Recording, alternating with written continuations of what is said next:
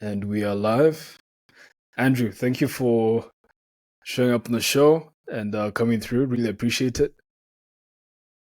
Yeah, I mean it's a pleasure. I'm excited. This is cool. This is my first podcast, so Interesting. no, I'm just glad to be here. Genuinely, and like this is a, I'm glad to see what nooks and crannies we're gonna dive into today. So yeah, Isn't it amazing that we can just do this nowadays? Like I feel like I remember having some family abroad, like 10, 15 years back, and these are the days when a text message would be like 10 shillings to send, like between the UK and Kenya or some other place. And mm, it's just amazing how far we've come that we can have a live video session like this and yeah, just record a podcast. just like that. Like I Yeah. mean, it's one of those things where like you really have to take a moment to just pause sometimes and actually just look around and see because this technology is even coming. I mean, I'm sure like we're gonna talk about it. I'm sure we've talked about before this. There's so many things that are coming out, like so many tools. Like Riverside, I've never used this, or I've never really thought of doing a digital podcast or thought of how it's done. But actually, when you look, there's actually like even more than a lot of people realize. It's kind of like a gold mine right now. All these things you can use. So yeah, when you think about like how much money it costs in a text message, and then you think about this, it's pretty Yeah. cool. Like seriously. Um, Yeah, but yeah, it definitely is. Yeah, it definitely is. And I think we're kind of at a point where, or at least that's my sense, that everyone is kind of starting a podcast or another.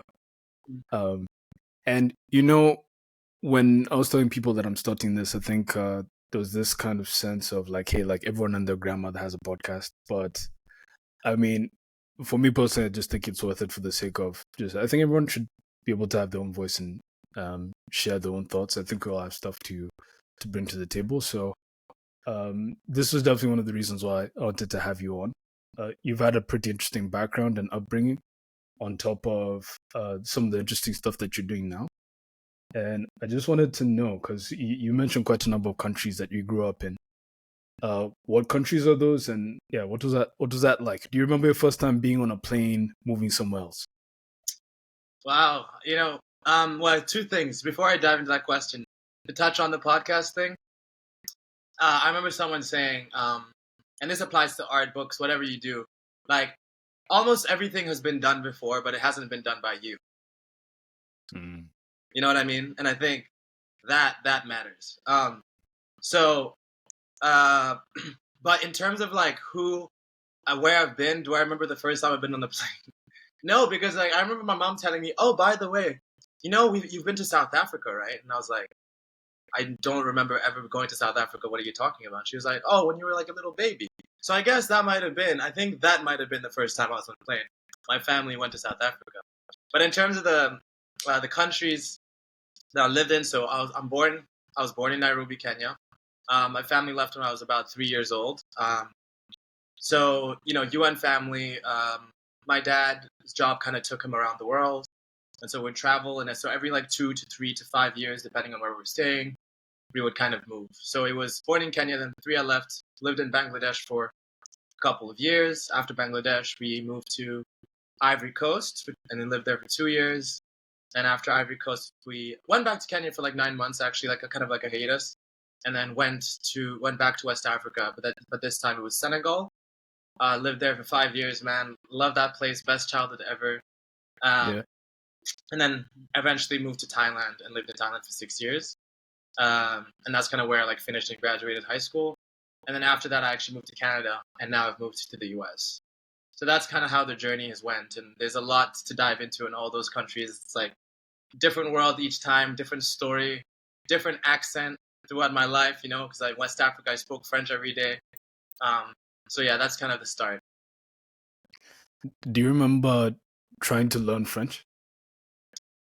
Actually, a little bit, kind of a mix of stories that were told to me by my mom, but also remembering being in Ivory Coast a little bit. Those were kind of my first memories were in Bangladesh, but Ivory Coast, I do have a few things there. But I didn't. We were brought up in English, right? So when we Hmm. moved there, I remember the first day of school. It was a French school, and I knew that. literally I hid under the bed, took my uniform, like my school uniform, and hid it too, just so I wouldn't go to school because I said I just didn't want to speak French. I didn't want to learn this. I was like, what is this new place? What is this new language? I hated it at the start. That was like my initial reaction. You know, you're a kid. It's like a new environment. Just like Yeah. again, we moved to Bangladesh. Now we're moving again. Like, um, so it was kind of a learning process. So it started very bitter, but now, Hmm. obviously, it's like just a blessing to be able to speak another language. You know. And yeah, well, I mean, Ivory Coast, you know, there's still Africans that you're around most of the time. Um, was did it feel drastically different being in Bangladesh? I've personally never been to that side of the planet, so I'm kind of curious. Yeah, what is the experience like Bangladesh and Thailand?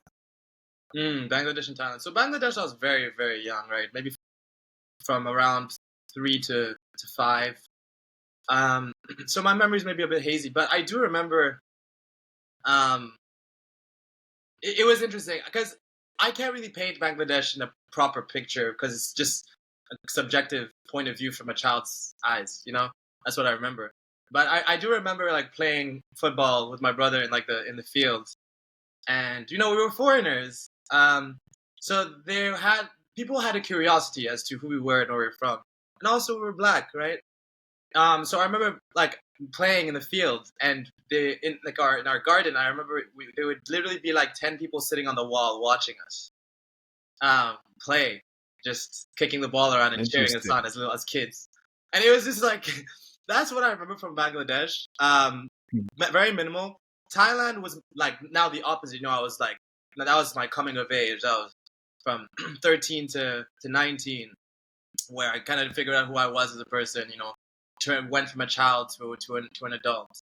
So that one I have a lot more affinity to, and it was again very very peaceful, beautiful country. I mean, it's Thailand. You know, it's people go on holiday all the time for a reason. Its tourism industry is incredible, and also the people are just generally like really really really kind. Super safe. Like as kids, Yeah.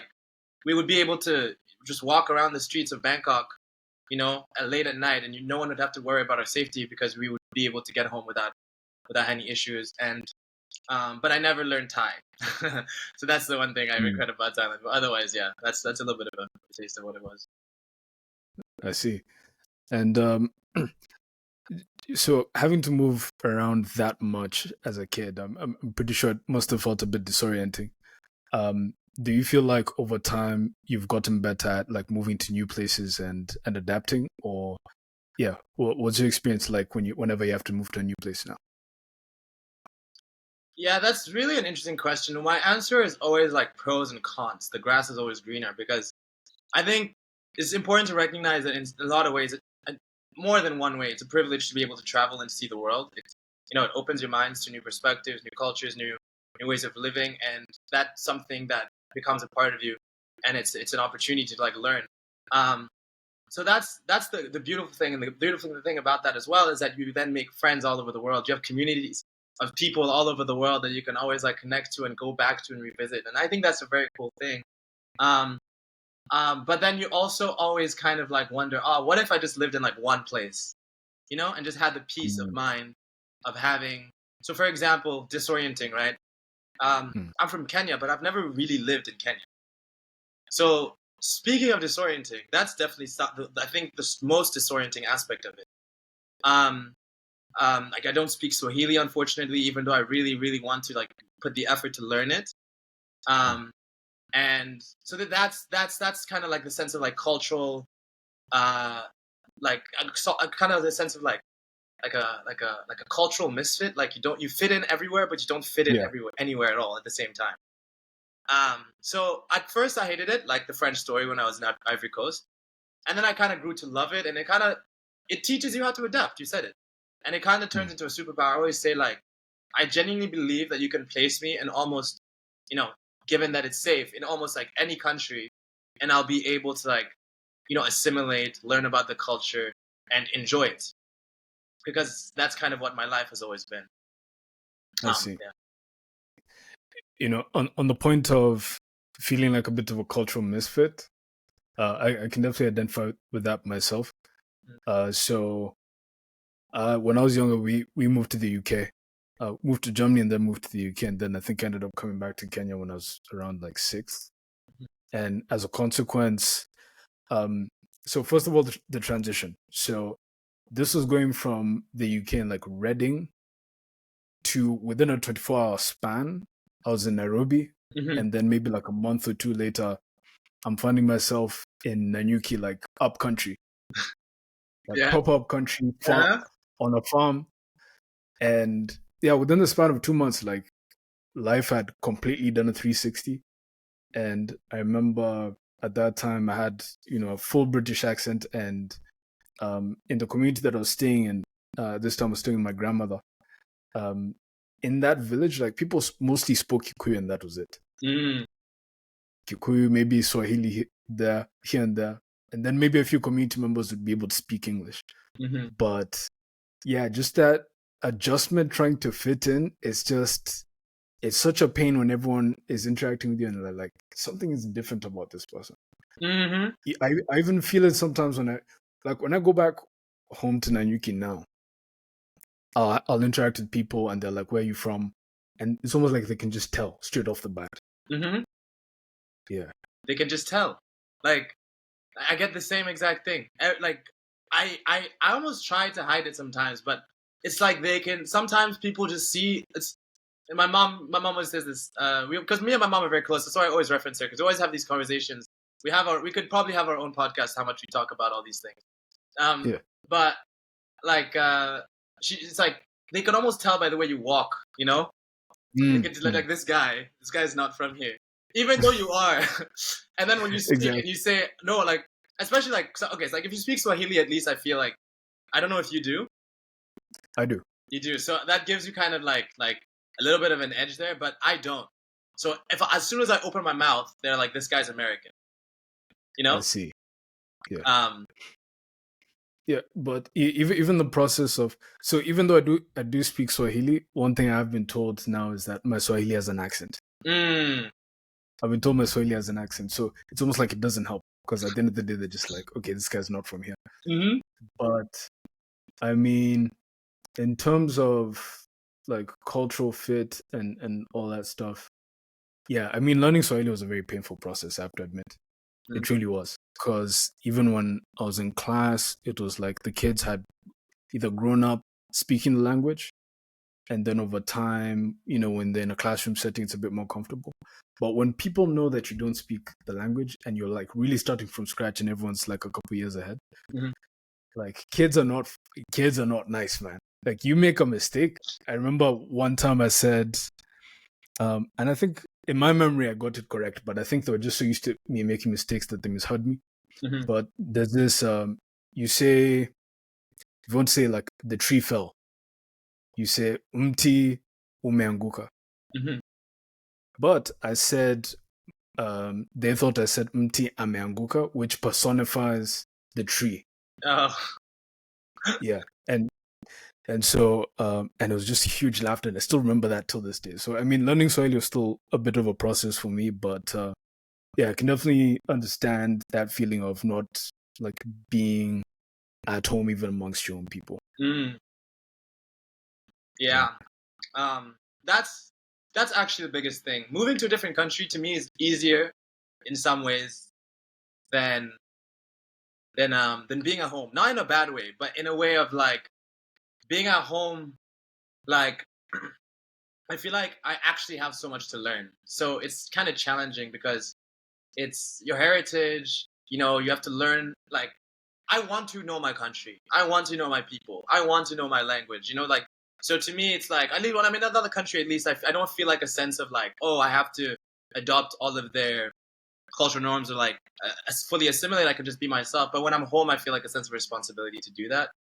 Um, so yeah, I mean, I think at some point in my life, I definitely want to go back and just live in Kenya. Like actually, I mean, I was there this summer, um, Mhm. doing an internship, and it was like an amazing time. I picked up a couple Swahili words here and there, Yeah. and I think that if I lived there for like 2, 3 years, It probably Yeah, started. it should be enough time. Yeah. Um, in your times going back to Kenya, um, first of all, before last summer, when was the last time you were back in Kenya? Before last summer, the last time I was back in Kenya, I think was 2019. 2019. Okay. Well, So it had been quite a while. yeah. And a lot of that had to do with COVID, the pandemic, Mm, which kind of made us more reluctant to travel because we didn't want to end up stuck in a country. The laws were consistently changing around who can go where, which country is a red zone, which country is not, which country, you know what I mean? So we just decided to stay put. I see. Um, in between last summer and 2019, have you felt any major differences in Kenya? Sorry, in? Between 2019 and Mm. last summer, did you feel any major differences in the country? Like, hey, there's a new building there, or maybe the people feel different. Any differences that came to mind? Um, Honestly, it still feels like home. I think, like when I say being at home is challenging and all that kind of stuff, it's just more so about like wanting to learn. But it's always home. You know, we visited um when I was growing up. I say we as in my family would visit every 2 years, and so we'd always go up to Meru, visit our grandparents, and our extended family. Obviously Nairobi and being the city and stuff like that. So it feels like home. I think what thing you notice is just the developments.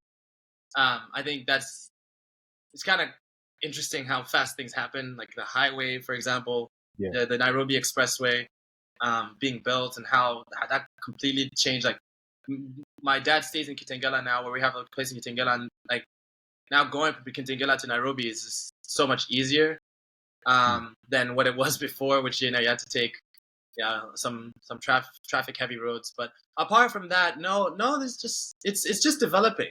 Um, um, yeah, I mean maybe there was some political tensions here and there, but apart from that, Yeah. it was home. Honestly, I think especially with the expressway and everything else, Nairobi. I mean, Nairobi's always been a beautiful place, but it's really taking on such a new life of its own. And then on top of that, you slap on the fact that we're the only city on the planet that has a national reserve as well. Hmm. Like, I think it's one of the few cities on the planet, and I don't really see this anywhere else, but it's one of the few cities on the planet where there's such a seamless blend between like modern city and then also just, nature. And I Hmm. really love that about Nairobi. I Yeah. mean, it is pretty cool. It's like one of the first things you see when you land, right? I think. I'm not sure if I'm correct. Like, but when you're driving through the airport, there's a lot of like just reserved land, just nature. It's like that's your introduction to Kenya. So if you're new to Kenya and land in Nairobi, it's like the first thing you're seeing already is nature, and then it's like the city almost comes Yeah. afterwards. So yeah, I mean that's like that's a cool fact as well. And also, I don't know how true this is, or if don't take my word for it, but I believe like it's also one of the few countries that has every microclimate, if not the only. Really? Uh, Maybe look into that, but I'm pretty sure Kenya at least has like a lot of different microclimates, which is so it's not just the fact that we have nature. We also have there's also a large variety of the types of nature that we have. And I mean that's why like Nairobi's hotspot for bird watching. I think Nairobi has one of the highest diversity of birds, for example. And like one of the things that people do is bird watch in Nairobi a lot. It's like a hotspot for that.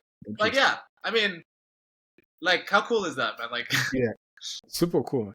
I was trying to think about the view of Kenya when you're coming in by flight. mm, And then I remembered that I'm always taking these weird Turkish airline, Qatar Airways flights that come in at like 2 or 3 a.m. in the morning where no one you hmm can barely see anything. It's super dark and you have to take a taxi at 4 a.m.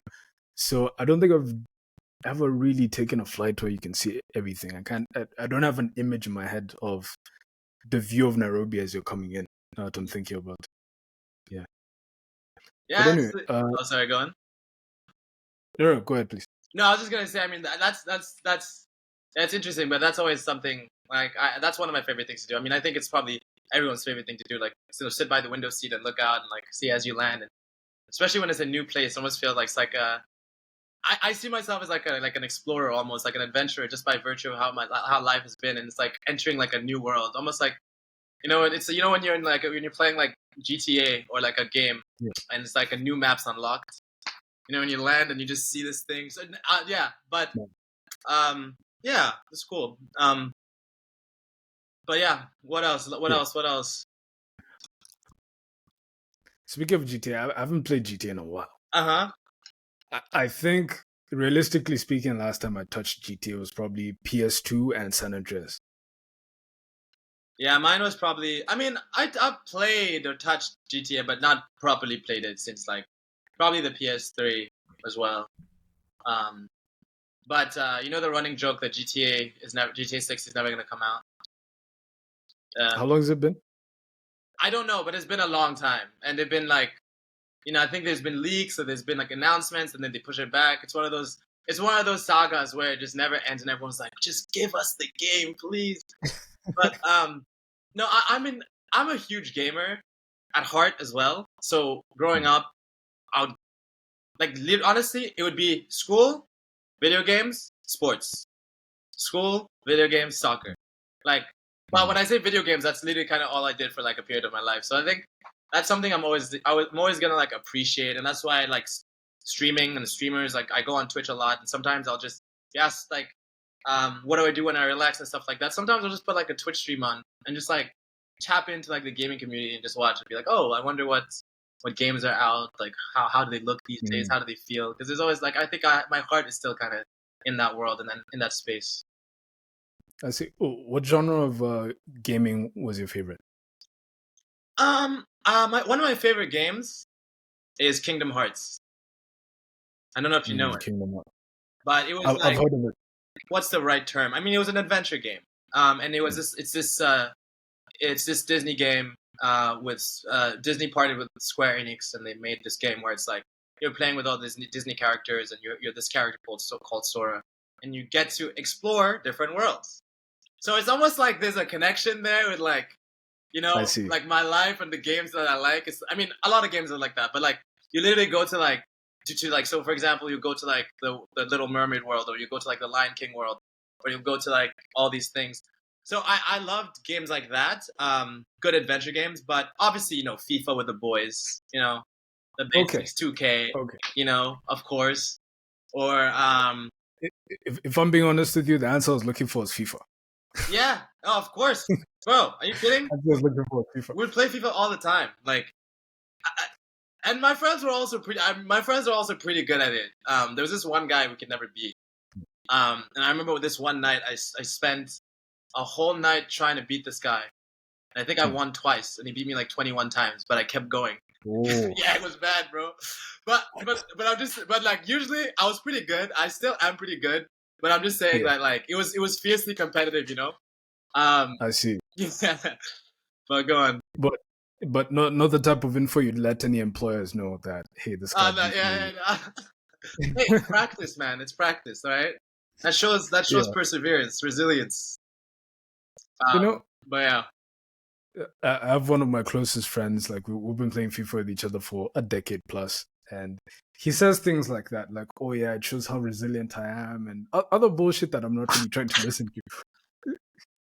But whatever floats your boat, if it keeps you coming back for this ass whooping, like, hey, by all means. Oh, but hey, you see, what I'm actually doing is I'm hustling so that when we play, they're gonna underestimate me, and it's gonna be a whooping. Fair enough. Look, I'm open to any and all opponents at FIFA. Well, there we go. We have a plan then. We have a plan. We have a plan indeed. Yeah, but speaking of adventures and exploring new worlds, how did film start? How did you get into film? Yeah, my journey into artistry is like something I've really thought about, and it's kind of like random. So, growing up, it was more like, I was, for example, being in Thailand, like what I was kind of aiming for was, the lawyer, doctor, engineer route. Business was kind of where I initially wanted to go, political science. And I eventually actually went to university once before.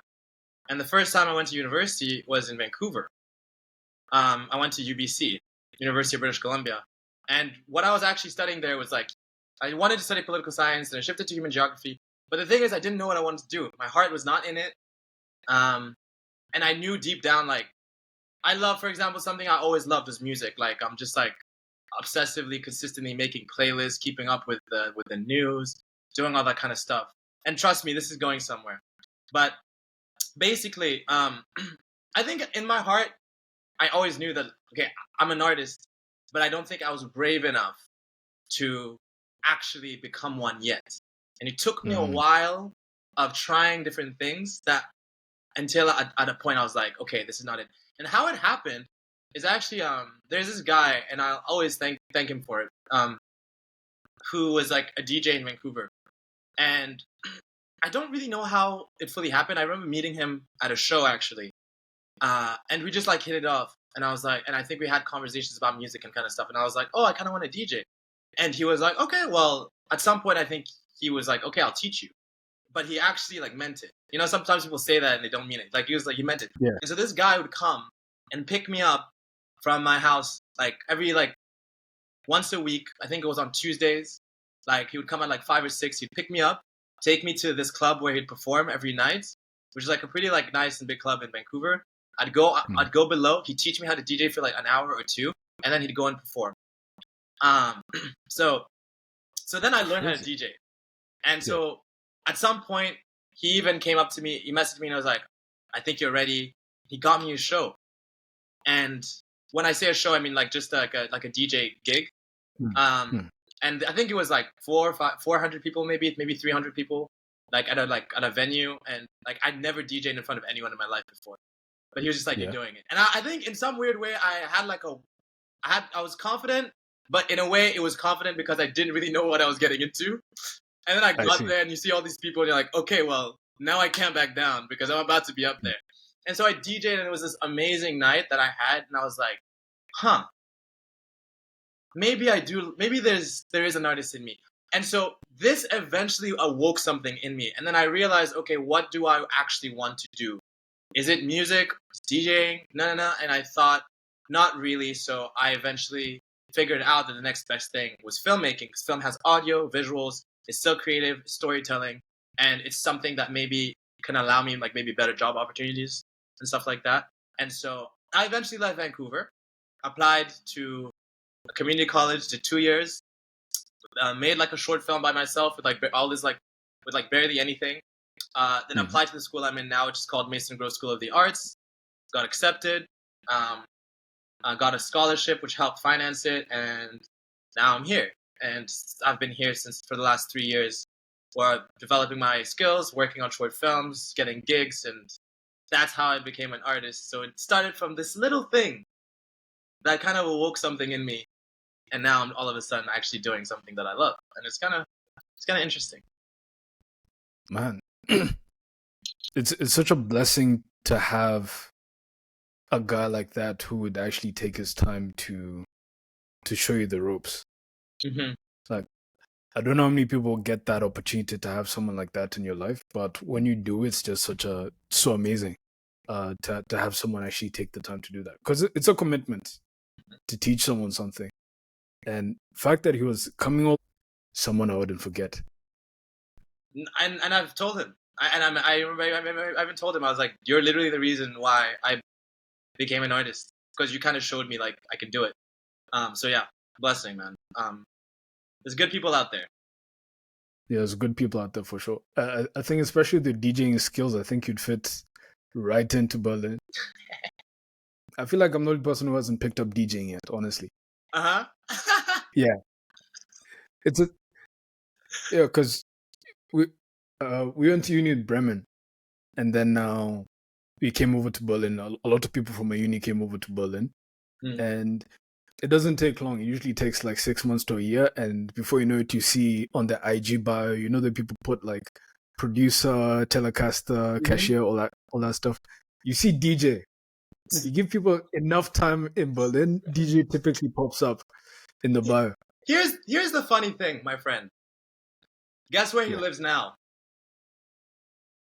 No way. Berlin. So Yeah, the guy that taught me how to DJ lives in Berlin. So it's like, yeah, I believe you. But go on. Yeah. Is there any particular film that you looked at and I was like, if I could make films like this would make me, I'd feel fulfilled. Which Uh, films inspire you? like what kind of films, right? Like that attract my attention. Well, so there's two sides of me. There's a part of me that just likes to really like that really likes films that are out there. Even though sometimes, so for example, Ari Aster is kind of like a director that I've really been getting into recently, like Hereditary. I don't necessarily want to work on like I don't necessarily want to make horror films, but one that he made was, for example, Bo is Afraid. Recently, it recently came out, and it was like Joaquin Phoenix. I always say his name wrong, but it's like this psychological horror where this character has like extreme anxiety, and the world around him just consistently morphs and attacks him, and it's almost like you can't really rely on what you're looking at. Like the world consistently shifts, and we're seeing it through his perspective. So I really love psychological dramas, psychological thrillers, psychological things, because something that I'm passionate about as an artist, something that I've grown to love is or to be interested in it is kind of like mental health. I think that's like when I write stories and when I write things and when I look for stories in films, I'm looking for stories that have to do with like the human condition, the human psyche, what it means to be a person, what it means to live in a world, what it means to suffer, what it means to have joy, what it means, all these things. I think that's what I really love. And then and these are very new directors, but I'm really loving what they're doing. This I think someone called Hiro Murai and Donald Glover, Atlanta. It's a TV show, not necessarily a movie, Mm. but like that area, that pocket of stuff, stuff like what Jordan Peele makes as well is like Yeah, Nope, for example. That pocket of cinema where it's kind of like a little wacky. Um, that's what I want to do. And the film I'm working on right now, I would say that I'm writing and directing is a psychological drama. So yeah. interesting.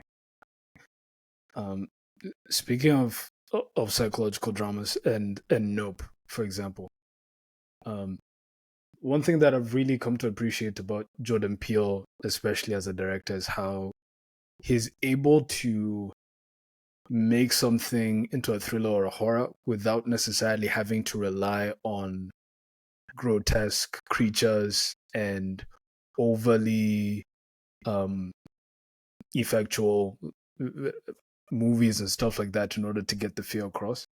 Like in Nope, for example, there's the scene. So first of all, you know that this is about aliens in some sense or UFOs, Mm-hmm. and then you see there's a scene in the movie, and if you haven't watched the movie and it's gonna spoil it for you, just Oh please yeah, click off. I forgot we're in a podcast for 2 seconds. Yeah, and I mean, yeah, I don't want to spoil it for people, but there's a scene where uh, Daniel Kaluuya, I don't know what his character's name is, but he walks into the barn and then he's by himself, and then he can hear things and like some creatures like running around, and then there's at some point in the movie, one of them pops their head out from behind the barn door, Mm. and there's this just progressive, like it's coming, and it's coming, and there's that just the anticipation is almost the horror itself. It doesn't even need to show you something on screen. It's the anticipation that makes it so scary for you, and then you get a slight glimpse of it, and I don't know. I still remember that feeling in my gut, just seeing that, like that feeling, that progressive feeling. Yes, exactly. And that kind of leads into what I was also thinking when you were like, "Oh, it doesn't rely on overly gore stuff." One thing, one of my pet peeves with horror movies actually are jump scares, because I always feel like jump scares, sometimes it's warranted because it's like, okay, it's actually like something big that happens in the story, but a lot of times it's kind of like if someone just randomly yells in your face out of nowhere, of course you're gonna like jump back, but I always feel like it's a cheap trick. Because that's not really fear. That's just startledness. That's just like, oh, like that was scary for like half a second. You know what I mean? And films like you're saying, where it's like anticipation is the fear, or the situation itself is the fear. the lack of escape. I think fear is a theme that is explored in all of these films, and how different people experience and face it. And I think fear is a very interesting topic. But yeah, it's the anticipation and the slow burn, the meticulously crafted expression of those things. So yeah, that's my alley, kind of.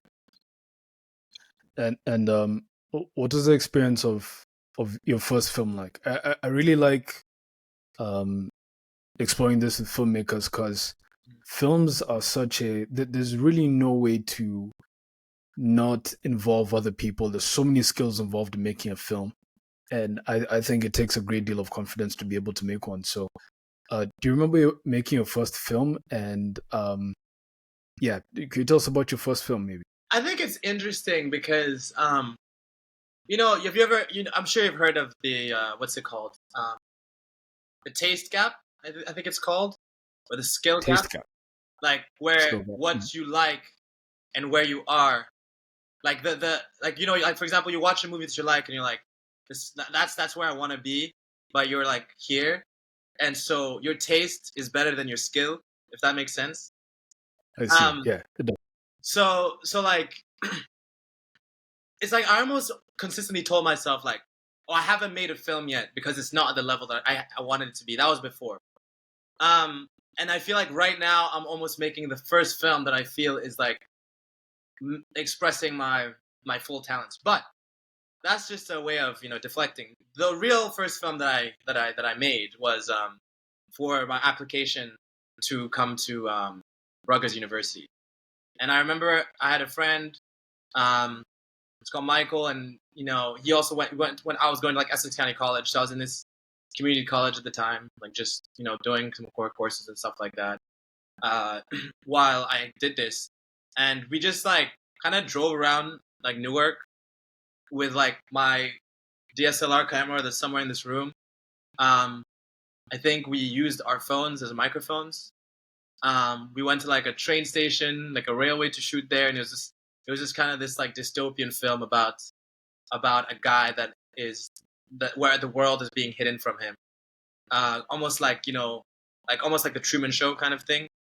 And I acted in it too, and that's Really? we both acted in it actually. And that's the film that I used to apply to get into to Rutgers. And it was just like, I believe 5 minutes. It was just under 5 minutes, this film, and then at the end he kind of like gets a call.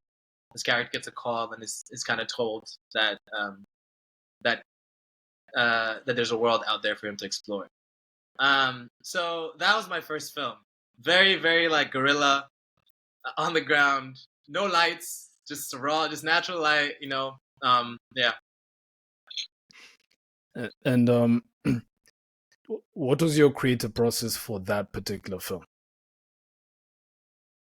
Like, how did you go from idea to because at this point you haven't gone through any sort of film school, have you? So actually, in Essex County College, there was a script writing class, because I actually studied something like new media technology with a degree, and one of the classes was actually a script writing class. So luckily, I did have script writing experience. So what I did is kind of just use that to. So I learned how to organize and write a script. So I just kind of wrote the script, took my time for it. I knew that it was needed because I knew I needed it if I was going to apply to universities and schools. So, so I just wrote my script and then like talked to my friend, and we had 1 or 2 meetings about it and just kind of just dove in. In terms of like figuring out the story, it's interesting because now there's I have all these like techniques and all these ways of like writing, and you have all these rules, like the inciting incident, act 1, act 2, act 3, and all these like things that you kind of know. Before, I didn't really have any of that knowledge. It was a lot more raw and pure, and it was just kind of just pure creative expression without necessarily any like tact. And that's kind of a beautiful place to be sometimes. I think sometimes in a way it's like not limiting, because you're kind of just doing it. I see. Yeah. Were there any, through your own experimentation, was there anything that you learned that when you got into a classroom context, you were like, that's what I figured out on my own? Oh, that's a tricky one. That's a tricky question. Is there anything I could have figured out? I figured out on my own. Um, Not in terms of practical things. I think there's just some brilliant people that just have some brilliant insights, and like I don't necessarily know if I can come up with them myself, but I think to kind of like morph the question into like a different thing, it's I learned how to do things the standard way, and what I actually learned was that there has to almost be a return to that early way of doing things where you're just expressing yourself without thinking about the rules. It's like the classic, you have to know the rules to break them. So it's actually Mm. kind of a return to how it was when I didn't. Sometimes I just have to go in and just make something that I will like, something that's just fun. Um, and that's something I realized. I wouldn't say it's something I learned in class, but it's something I realized in class. It's like you'll share. We have these workshops, and you talk about. So like right now, we have these workshops, and we write our scripts, and we come to class. And people comment and critique, and people will give you opinions, and you can take them, you can leave them. Sometimes it's good feedback, sometimes it's bad feedback. Um, and I think sometimes you notice, and it's totally fine because some people you have to really listen to what people are really saying and take that input. But at some point, you just have to go with that kid, you know, just have to go with Mm. that like gut feeling and just say, no, I'm gonna do this. Like you don't get it yet, you don't understand it yet, Yeah, but when you see it, you'll understand. Because sometimes you're the only one who can see something and truly understand it. So yeah. true. And I guess listening to that child and also letting that guide you kind of helps you identify not only what you like but your own style. In the work that you've done so far, you're talking about like having a taste gap. There's the stuff that you're looking at and you'd like to make stuff like that, but maybe a skill level hasn't caught up yet. Mm, And you said in this most recent film you feel like it has caught up to mm. your taste a little. Could you tell us a bit about Andrew Nyaga's taste? About? Sorry. Could you tell us a bit about what Andrew Nyaga's taste is? Mm. I mean, we kind of already touched on it, right? It's like that psychological drama thing. But I would say, like, sure, I think, don't get me wrong, there's always room to grow. I wouldn't say that, like, Hmm. now on Jordan Peele's levels, I think that'd be a bit maybe overstated. Like, there's so much for me to Yeah. learn. I'm still new in this craft. But in terms of, I can tell you about the story, and I think that might give you a sense, right? Yeah.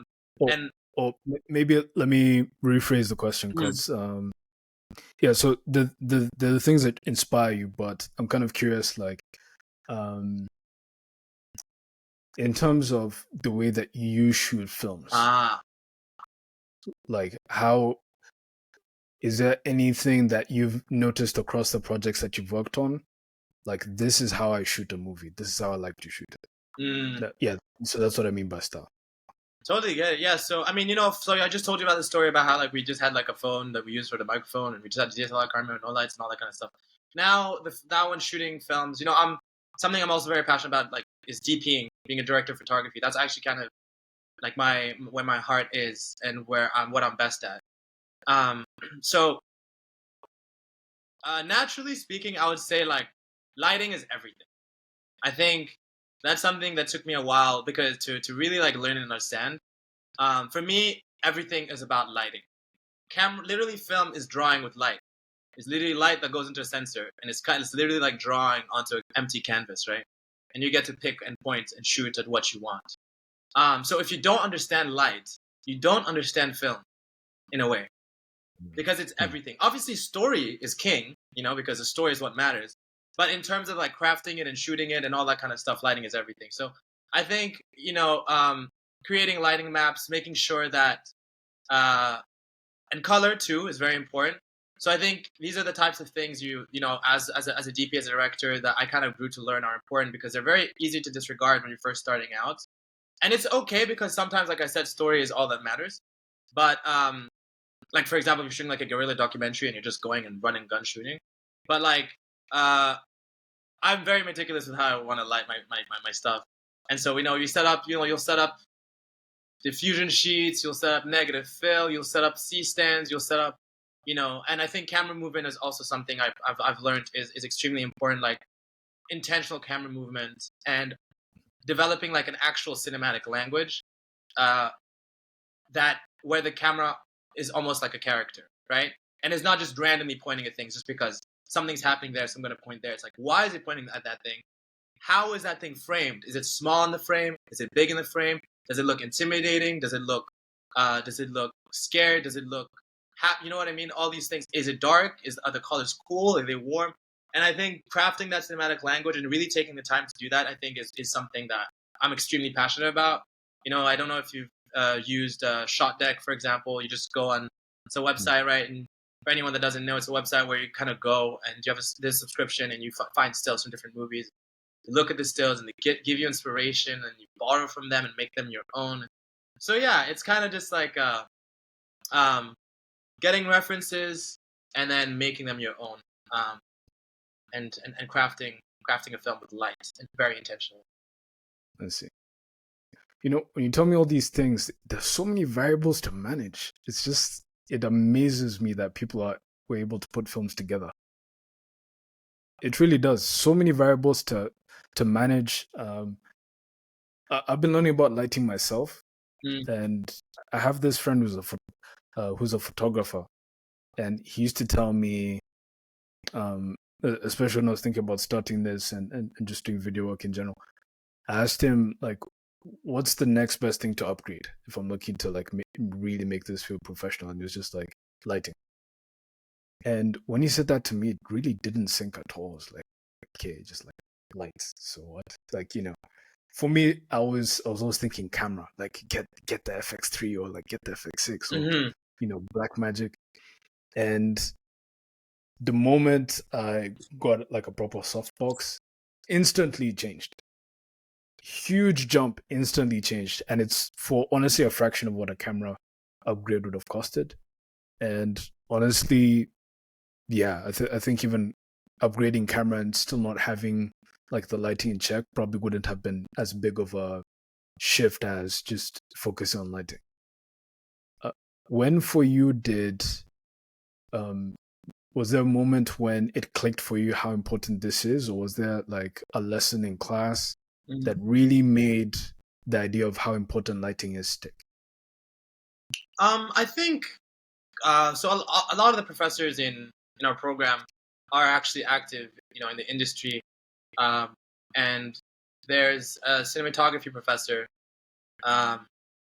He's great. And I've actually worked with him before in New York on like a short film and watched him work as well.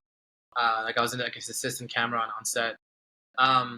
But he probably made me realize that a bit, because we would do these lighting workshops in class, and you know, I think for some people, because everyone has a different shooting style, and it's okay to have a small set. It's okay to have a simple setup. You know, I don't want to make everyone think that like sure lighting is king, but you can create it effectively and do it simply.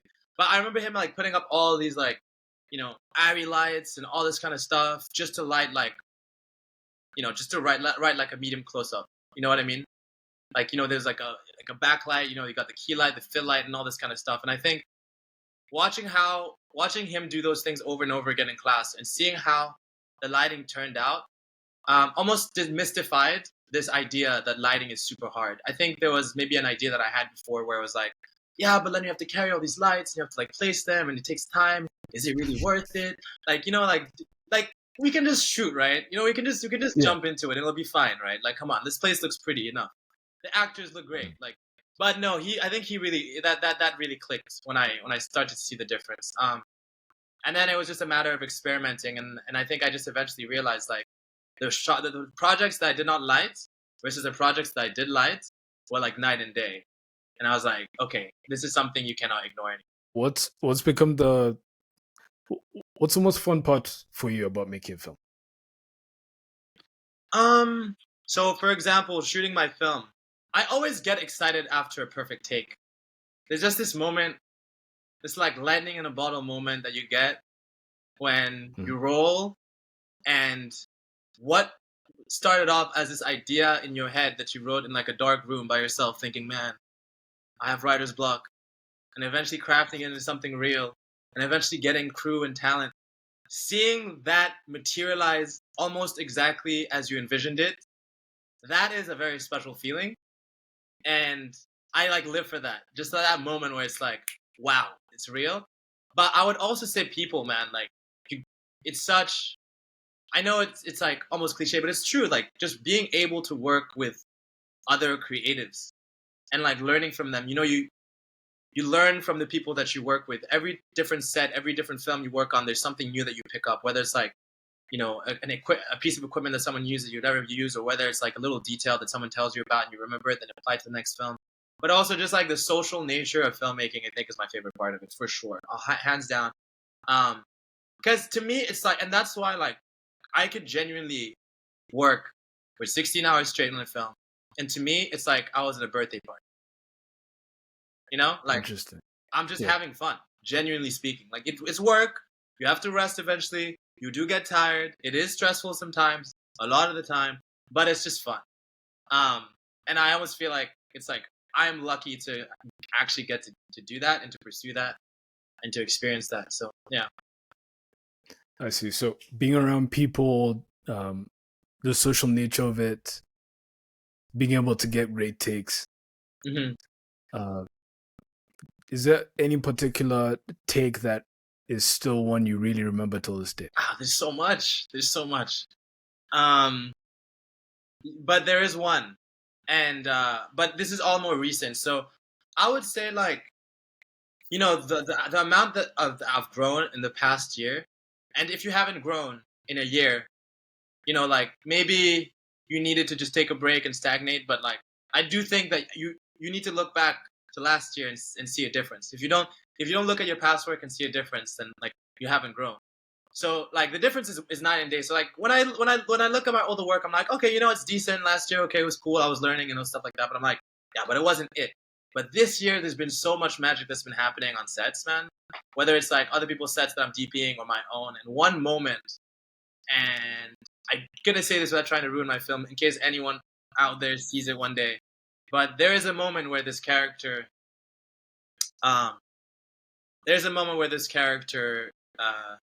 has a confrontation, and at that confrontation, at the end of that confrontation, we were doing this take, and the protagonist and the main character, Kyle Watson, he's the best. This guy is honestly, like, I'm saying his name because you got to check him out. This guy's amazing to work with, and we've grown together, and we've almost grown as friends and brothers right now. But as he turned around, just as he turned around to walk away off the frame, a tear rolled down his eye, and like caught a spark of light as he just walks off frame. And I was just, and he cried on command, and just like did it just at the right time. And I was like, I don't think we could get that again if we tried. You know what I mean? Like the perfect timing, the way the light caught the eye as he turned around. It was just, man, that take for me, I like, everyone on set was genuinely startled. Like they were like, I remember my script supervisor told me, she was like, I feel like I shouldn't have been here. Like she was like, this almost feels like too real. You know what I mean? Because it was so well performed. So there's moments like that, and that happened maybe a month ago or so. But yeah, definitely that. Oh, that's interesting. Mm. I mean, by the way, are you comfortable sharing the name of the film that you're working on? Yeah, of course. So it's called The Floating Shade of Discomfort. It's a film about shame. So like, you want to talk about psychological dramas? It's film about shame and how internalized shame can affect a person and an individual, whether in positive or destructive ways. So I like to write stories that are kind of morally gray. I don't necessarily believe in this, like, that every, a lesson that my script, the head of my script writing professor told me was like, do not protect your characters, because if you protect your characters, they're not relatable, they're not human, if that makes sense. They need to be flawed in some way. But so my film is about shame, and it's about this guy who essentially corners himself. He's at a reunion with old friends, and he corners himself into getting a wine bottle and lies about having a job when he doesn't. And so it's just this day journey that he goes on to get this wine bottle. It's very simple, but it's a psychological drama that has like surrealist elements, like fantastical elements. We're seeing the world through his perspective, and that perspective is distorted. So there's going to be a lot of like abstract visuals. There's going to be a lot of you'll hopefully one day see it, or at least see stills from it when I finally finish and post it. So yeah, he goes and then he just embarks on this adventure, and then he eventually comes back. So it's almost like a little hero's journey in itself. Yeah. I see. When your professor said don't protect your characters, is there a tendency to want to protect or shield them? And what does that really mean? Like, do you get attached to the characters as you write them? By not protecting your characters, it means do not try and make them flawless. I think sometimes when writing, it's easy. A lot of people, for example, relate to the protagonist that they're writing. You know, there's a piece of themselves in it. And even if you don't necessarily relate to the protagonist you're writing, you want the protagonist to be a protagonist, to be a good guy. You know, Superman is a quintessential good guy, right? He's perfect. You know, he's handsome. He's good. He's kind. And yeah, he does have his moments. And DC does not protect Superman. They do some things to Superman for sure. But it's just this idea that you need to allow your character to make mistakes. You need to allow your character to sometimes do things that are wrong. Because everyone, at some point in their lives, has maybe made a mistake or has maybe done. So if you don't write a character that is whole and you're protecting them, then in a way that character almost seems superficial. Because you can't relate to a perfect character. You know? Oh, fair enough. So that's what not protecting your character means. Let's see. Do you what do you think of DC and maybe some of the shows of late? I feel like there's been a movement towards anti-heroes as protagonists. And for some reason that seems to appeal to people a lot more than, you know, the perfect. Maybe do you have any commentary on like how to go about writing an anti-hero? I would say the character I'm writing right now is a bit of an anti-hero. Actually, I would say he's a lot of an anti-hero in some ways. But in terms of like maybe like a classic, you know, DC Marvel story, you know, Deadpool is a perfect example of like an anti-hero. You know what I mean? In some ways, I mean, I wouldn't say Batman, but maybe. But yes, like I think not really, because he doesn't like to kill and whatnot. But the thing is, like, I do think I am fascinated by anti-heroes. I love anti-heroes. I mean, in a way, like, you know, you look at something like Game of Thrones. You know, it's almost like every single character is an anti-hero, because every single character is a little messed up. And I think the reason people relate to it is because, you know, in classical Hollywood, you know, there was always a lot of the times messaging that had to do with like morality, right? So the story had to end with like a moral lesson, right? So if someone does something bad, there is going to be a consequence, and that is the moral lesson of the film. And I think that sometimes maybe I think that's a little too preachy. And I think people have like they're like, we get it, you know, we understand that there's this and this and that. And sometimes there needs to be a moral lesson in a film, or else what are you writing it for? But the idea that the good guy wins and the bad guy loses, I think is kind of overdone. And I think in some ways that's kind of why like people are kind of tired of watching Marvel movies to some extent. It's like, okay, we get it, the good guy wins. And I feel like this is not a spoiler. It's been long enough. Please don't hate me if it is. But if you look at like Infinity War, right, at the end of the film, when Thanos snaps his fingers and all the characters like vanish, I think that gave people the thrill, because it's like, oh, you mean to tell me that the heroes are not safe? And I think that's why people like anti-heroes, because their fate is kind of up in the air and makes it more exciting. So because like you don't actually know if they're gonna make it. Breaking Bad, you know, you don't know. Yeah. You don't know what's gonna happen to Walter White. Is he gonna go down a really dark road, and is it gonna be horrible, or is he gonna escape and get everything he ever wanted? And I think that thrill is something that excites people, and that's what people like about anti-heroes, because and they're also kind of like a little bit unhinged and funny, you know. Yeah. So there's more room for comedy there as well, as opposed to like a perfect character that's, you know, like I think someone that's a little messed up, you know, a Tony Stark or something. But yeah, that's what I would say about anti-heroes. And in terms of writing them, I think we kind of already touched on that. You need to almost allow the character to go into a really dark place, maybe even do something horrible, and then make it into like a redemption arc. So there's an element of like redemption, I think. And there's also something that everyone craves in a way, like, if I do something wrong, am I redeemable? And I think people love a good redemption story. So that's what I would say about anti-heroes.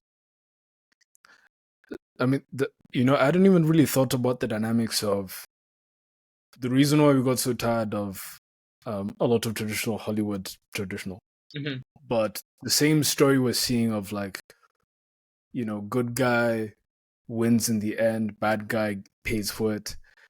I didn't even really. I think we've been seeing movies like that for so long that I don't even think I consciously recognized that there was any sort of fatigue with that story. I just thought this is how movies are written, like bad guys to lose, good guys to win. So yeah, I definitely agree with that. That I think it was a breath of fresh air, especially Deadpool, where he will kill a guy, yes, or he will do this, or do the morally questionable thing, and that's not necessarily that's okay, but I think at the end of the day, yeah, we just want to see something interesting and connect with something, and I think always having that ideal, like with Superman, even with as far as I know, but they don't take my word for this. I know there are like comic book fans out there who will die by this, but right. I think Superman, he had no weaknesses whatsoever, and they'd make comic after comic after comic, and it was just starting to get boring because he can beat everyone as well. There was no real threat that could like move him, and that's how they ended up introducing the kryptonite weakness, so that at least he has something. Something, yeah. At least he has something, and I think it's interesting that flaws can end up being so powerful.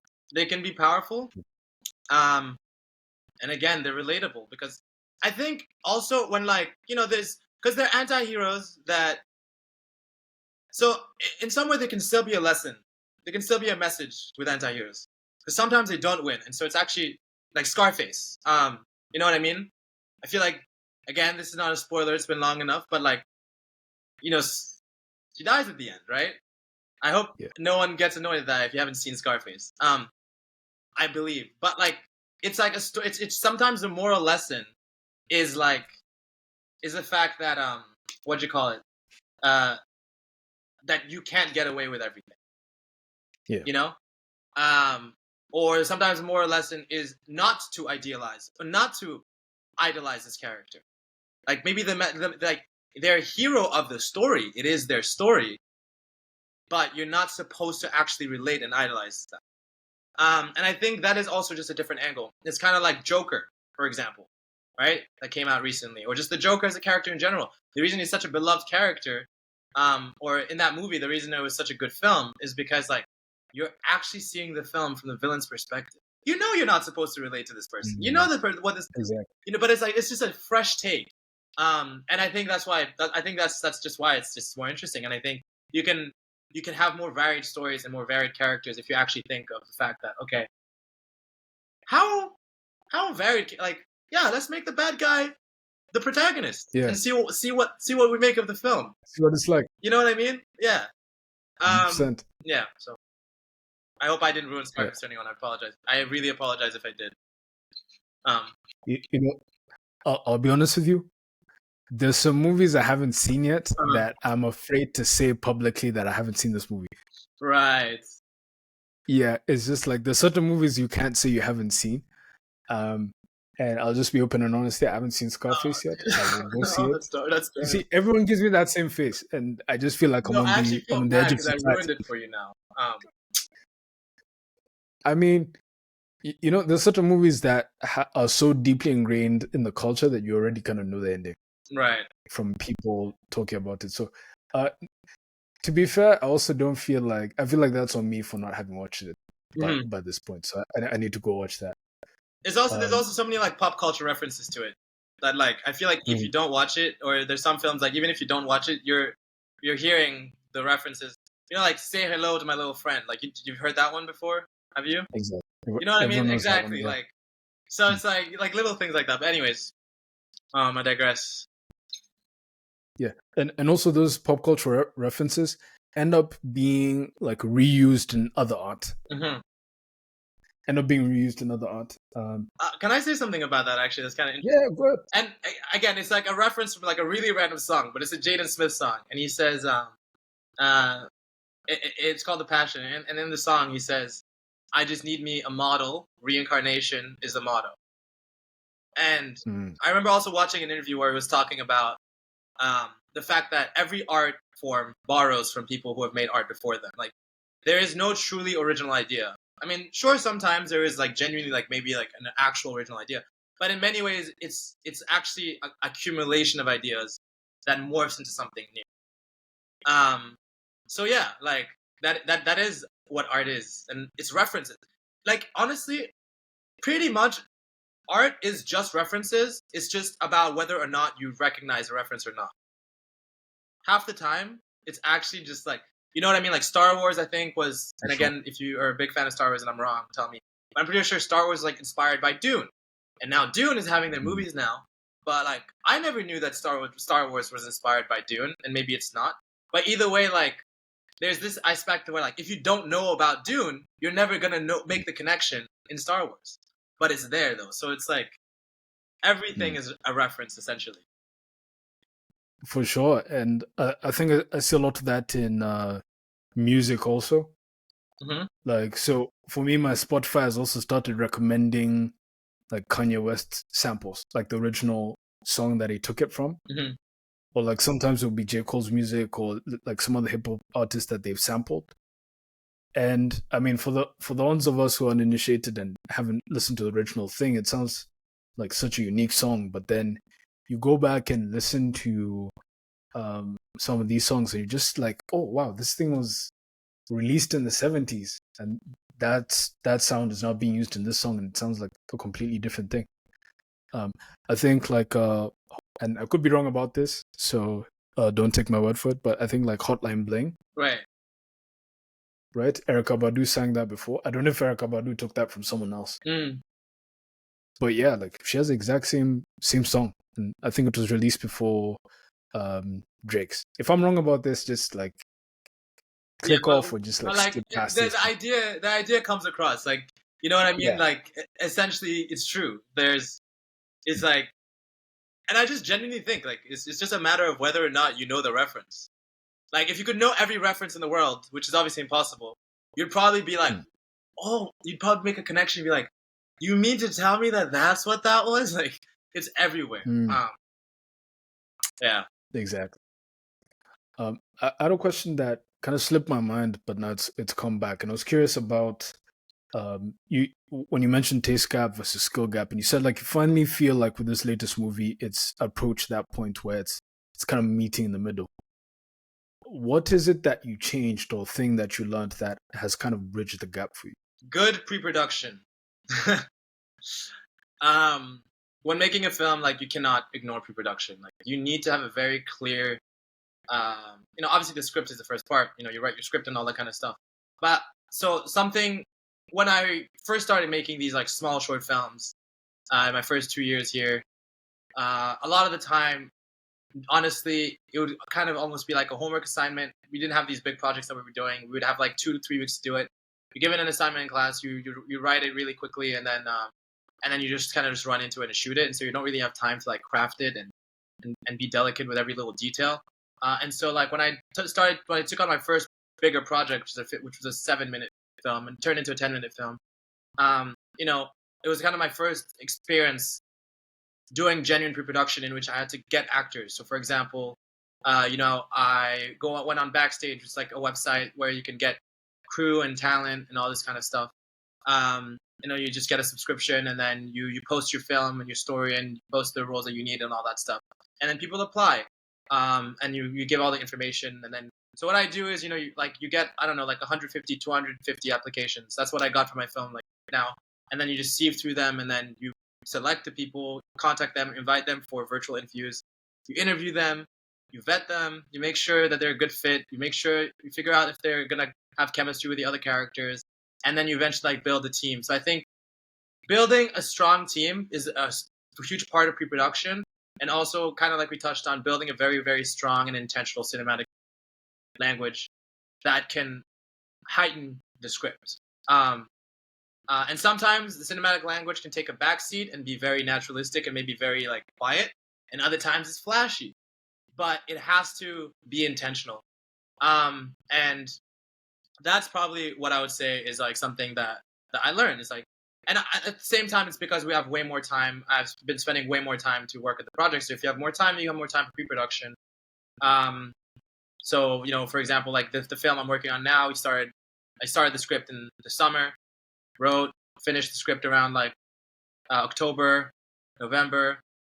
Started pre-production around the same time, and now we've been shooting since like January and February. So just being intentional is something that you cannot undervalue when to bridge that gap.